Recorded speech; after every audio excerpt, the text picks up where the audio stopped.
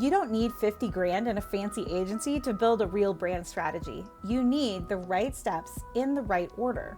Now, most founders build their brand backwards, and then they don't find out until the launch flops. Hey, I'm Lacey. I'm a digital marketer for the past dozen plus years, and welcome to The Digital Merchant. This is your channel for digital marketing, online business, and growth strategies without the fluff. Today, we're talking about how to DIY a brand strategy framework that you can run yourself with no agency required.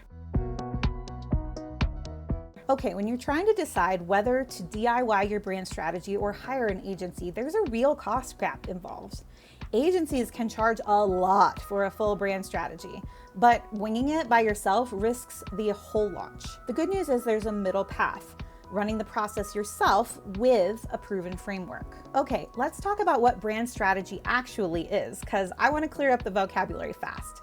Strategy does not equal branding, which does not equal your brand. And the three definitions can get confusing. So let's talk about it. First of all, your brand is your business's identity, values, characteristics, and purpose. Your branding is the visual expression of all that. So your logos, your fonts, your colors, your website. And your brand strategy is the path you're going to take to figure out the first two. Strategy is a connected system of questions and answers that compounds as you build it. Now, if you're like most founders, you've got a ton of ideas, but maybe no system. So people who have that do the foundational pieces out of order. And that can result in a brand that doesn't land with your intended audience. I've identified 4 phases of brand strategy, which, if you do them in order, each one feeds onto the next. If you skip ahead though, every later decision is going to sit on a missing foundation. Okay, think of it like a house.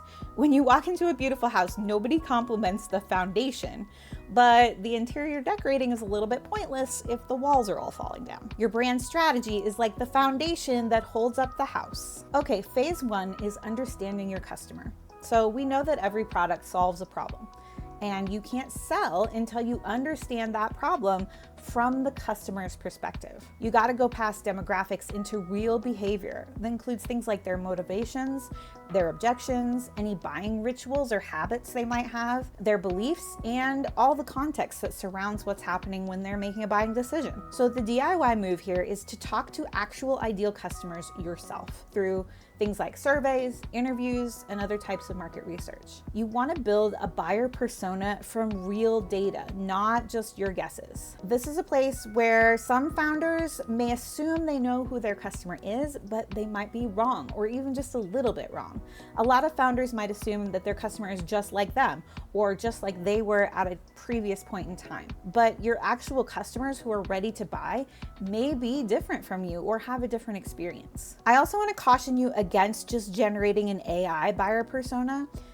If you do want to have one to pressure test copy against and things like that, build it only after you've talked to real humans, because humans are the ones that are going to buy your product, not a chatbot. You'll know you're done with this phase when you can describe your core customer in their words and why they would choose you. Phase 2 is all about defining your market position. So this is where we move from what we do to why you should choose us over anyone else. And that requires competitor research. I've got 4 good questions you can ask while you're doing your competitor research. Who else solves this problem? Who are they targeting? And is it the same person you are? What are the key differences between the solutions? And what emotions is each brand playing on? Your goal here is to find the white space, find where there's less competition, where you can slot into the landscape. You don't want to compete head on. You want to be able to solve a slightly different problem, target a slightly different customer, or appeal to a slightly different emotion with your branding. Another DIY mistake to avoid: don't position yourself around the same features and benefits as your competitors. Be able to find your own angle. You'll know you're done with this phase when you can state exactly where you fit and how you're different. Phase 3 is to build your brand identity. And this is the fun part, okay?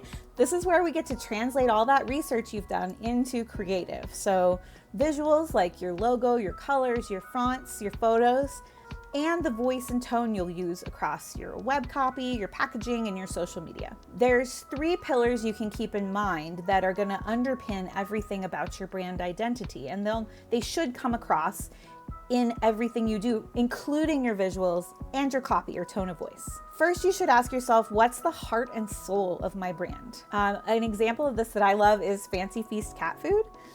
Fancy Feast isn't just selling cat food. They're selling your love for your cat and the fact that people want to give their pets the very best, the fanciest food. Next, what are the values of your brand? A good example of this is Dr. Bronner Soap, and some of their brand values include environmental activism, progressive business practices, and ethical sourcing. And finally, what's your brand promise? This is usually the functional benefits or the problem you're going to solve. An example of this I like is Quince, which uses the same factories as luxury brands to produce clothes and other items.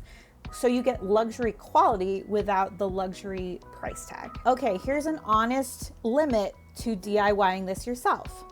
If you are not a designer or a copywriter, this may be where you want to bring in a pro. But because you've already done the foundational work, that will let you give them a really strong brief and make sure that they get this stage right. You'll know you're done when you have a brand document or deck that anyone you hire could act on. Phase 4 is your go-to-market messaging and calendar. Okay, so if phase 3 was how you communicate your brand, phase 4 is going to be what you actually say and do to launch it. So the first thing you want to do is define your core message. This is going to feed your website copy, your product descriptions, your packaging, your social media, blogs, ads, all of it. Then once you've got your messaging down, you want to set a publishing schedule and a cadence. That schedule, the calendar, is what is going to keep you shipping consistently instead of endlessly tweaking your strategy. You'll know you're done when you have a repeatable core message and a when, where, what, why, and how publishing schedule that you can execute on. Okay, so where is it actually realistic to DIY your brand strategy and where does it get hard? So